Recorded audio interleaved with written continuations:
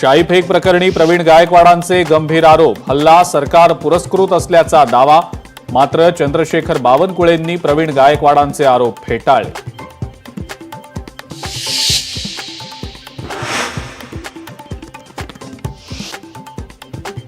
मुख्यमंत्री फडणवीसांकडून शाईफेक घटनेची दखल. आरोपींवर योग्य ती कारवाई करण्याचं दिलं आश्वासन.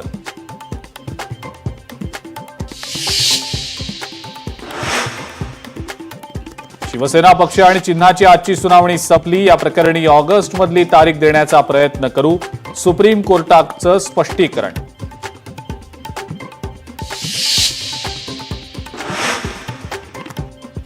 सत्ताधाऱ्यांमध्ये जयंत पाटलांच्या राजीनाम्याच्या चर्चा. मात्र जयंत पाटलांचा राजीनामा पाहिला नाही, वाचला नाही. सुप्रिया सुळेंचं वक्तव्य.